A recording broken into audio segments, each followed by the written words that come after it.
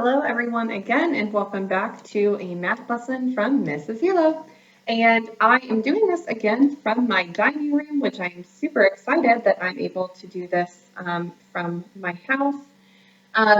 Last video, I know that the words were a little blurry and I'm so sorry about that. I finally got it to work so that it is not quite as blurry.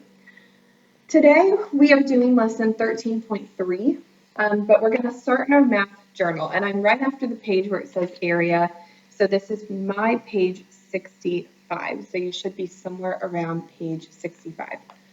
And you're going to write area of combined rectangles.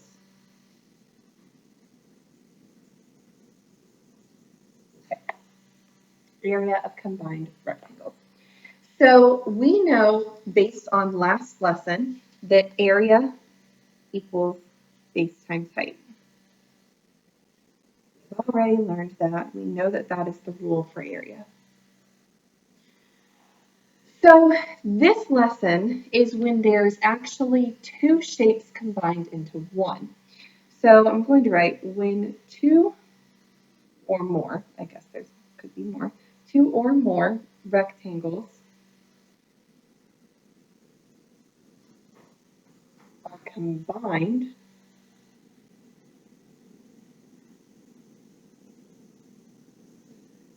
separate them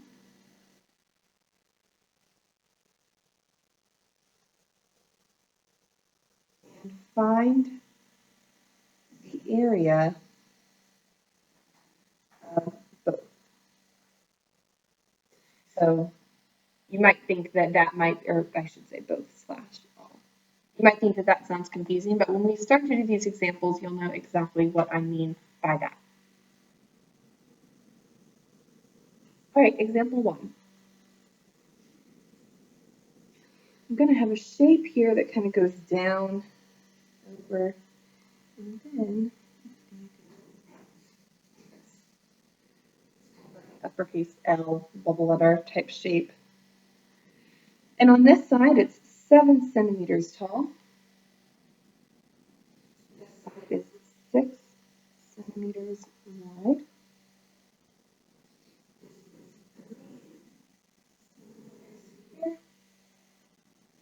And 4 here. Okay, so with this one, you might think, well, I can just multiply this times this, and then this times this, and then call it a day. But we actually have to do more with this one than just simple math right away. I'm going to break apart these rectangles into two different rectangles. And how I'm going to do that is I'm just going to split them down the middle like this. So now I have two rectangles, one that looks like this, plus one that looks like this. You guys see how I just separated these two into two separate ones over here? Now, what can get confusing is figuring out the base and the height for both of these. I know that I did not mess with the height here. This is still 7 centimeters. But I know that this across is not the full 6 because look, I stopped. So in order to best figure out what that amount is for both this part here and this part here, is I'm going to look at, well, I know that this amount is 3 centimeters. And if all of this is 6 and this is 3, I know that this has to be 3 as well, because 3 centimeters and 3 centimeters combined make 6 centimeters. So this is 3 centimeters, and then this is 3 centimeters. So now all I don't know is the height for this section. So I'm going to come over here and I'm not given a number. So that's a little confusing too. Here's how I figure out that missing number. This whole side is 7, meaning this whole side is 7. And I know that this length right here is 4. So this has to be the missing number. 4 plus something is going to equal my 7. And I know 4 plus 3 would equal my 7. So this is actually 3 centimeters. So now I have 7 centimeters times 3 centimeters because area equals base times height. And this is 21 centimeters squared because this is area. So there's the area of the first rectangle. This one is 3 times 3, so it's 9 centimeters squared. So when I do 21 centimeters squared plus 9 centimeters squared, my area for this whole shape is 30 centimeters squared. That is my answer. Let's do another example. Example 2. I'm going to do a little shape like this.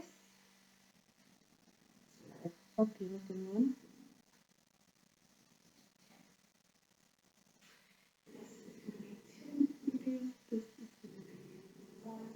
It's not really drawn to scale, but that's okay. 6 meters.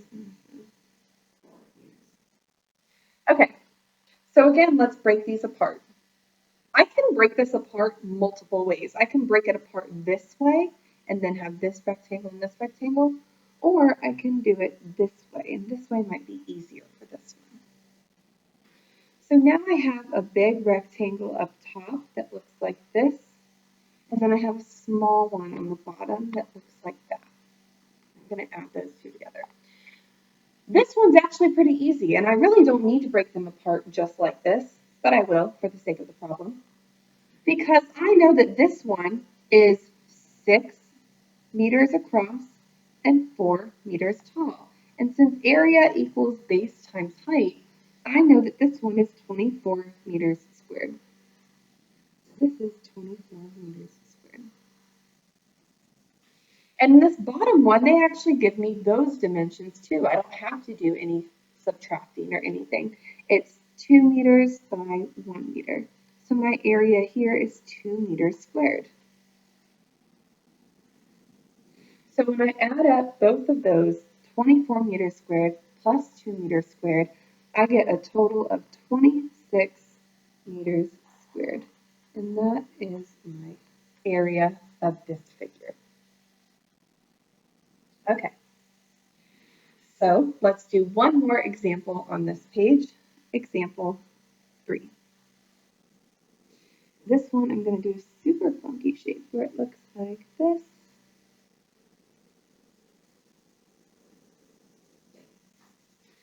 Okay, this is going to be 7 inches long. 2 inches tall. This part is 3 inches tall. This part is 4 inches tall. Now, before I move on with this problem, before I even start separating them, I'm going to fill in my missing numbers with these sides. And this is another strategy that you could use. Because I have a missing side right here, and I have a missing side right here. I don't know this amount, and I don't know this amount. So I can actually find those with the numbers that they give me. Let's start with this one off to the side. I don't know how tall this is, but I do know how tall this side is, and I do know how tall this side is. And if those two together equal the same amount as this right here, then I know what this number is. So I know that this amount is going to be 3 inches, and this amount is going to be 2 inches. So all I have to do is add up 3 plus 2, and that gives me how many inches? Well, I know 3 plus 2 inches gives me 5 inches. So that is how I found this side. Now, this side right here is a little trickier.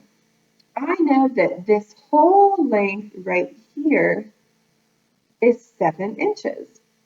7 inches, right? Imagine that this is a full rectangle. If 4 of the inches are taken up here, we have to think, well, what does this one have to be? Of the 7 inches, 4 of them are taken up here, so that means this has to be 3 inches. So now I can break these apart however I want to. I can break them apart this way, where I separate them into a rectangle this way, or I can separate them this way. And for this problem, I'm just going to separate them that way.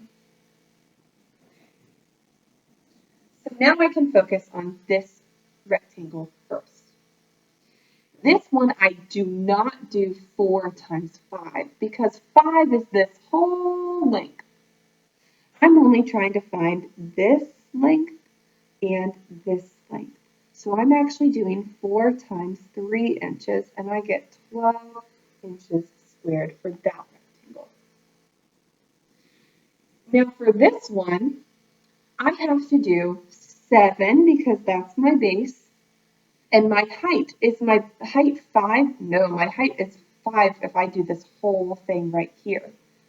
But my height is only going to be 2 because that's what it says off to the side. So I'm doing 7 times 2 inches, which gives me 14 inches squared. And if I come off to the side and add up 12 plus 14, I have 26 inches squared. That is my whole area for this shape. Okay, so let's get all caught up on this page. If you need to pause the video to do so, please do that now. And we're going to move on to our book. Okay. So in our book, I'm going to go to page 731. And we're only going to do a couple of these together because I think that once you kind of get the hang of it, then you can kind of practice this on your own. Let's do number 2 together. I know right away that I want to separate these rectangles this way. And here's why. I have the measurements for this top rectangle and I have the measurements for this bottom square. I know that the 9 is going to represent all of this length. So I'm actually not even going to use 9. I don't need it. So this top rectangle, I have 12 times 3, and this unit is millimeters. So 12 times 3 gives me 36 millimeters squared. That's the area of that top rectangle. And the bottom one, I know that this represents 6, and this represents 6. So I actually have 36 millimeters squared. This is actually the same area with both of them. So for my final answer, I'm going to add up 36. When I do that, I get 72 millimeters squared. Or I can write it 72 square millimeters. Remember, we learned that last time. We can write it either way. So please write down both of them. Okay, number 3, I'm going to separate them like this, where I just have one little rectangle up top. This one, there's something I really want you to see. Okay, let's focus on this small one first. It is 10 miles across, and you can see here it's 2 miles tall. So if I'm just focused on this one, I know this is 20 miles squared, or 20 square miles. Now for this bottom one, I'm really going to try to focus on what the base is and what the height is. Because there are 2 numbers that you might get confused with. I know my base is 18, but my height is either going to be 9 or 7. And I have to think to myself, well, how tall is it? Remember that this 9 is actually measuring up to here and down to here, but that's not what we're trying to find, is it? We're trying to find just this rectangle, which is actually just 7, and you can see that here. So I'm going to do 18 times 7.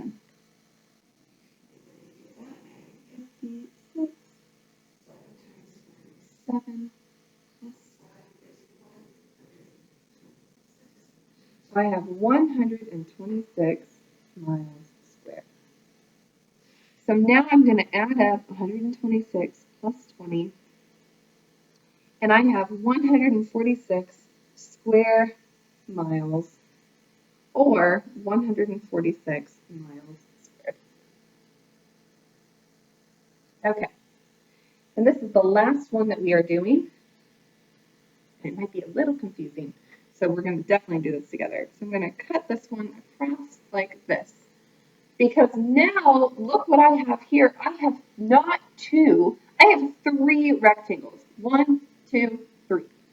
So I actually have to add up three separate numbers. So in order to find the area of this one right here, I'm going to know that it is 4 feet across, and they tell me that it is 4 feet tall. It is not 8 feet tall, because 8 feet represents all of this, right? So 4 times 4 is going to give me 16 feet squared. It's actually the exact same for this square up here, 16 feet squared. So now I just have to find this bottom long one. Here is something that people are tempted to do. 16 times 8. Well, that's incredibly wrong, because 16 is my base, but now I have to find my height, which is this number, or this number if you do it on this side.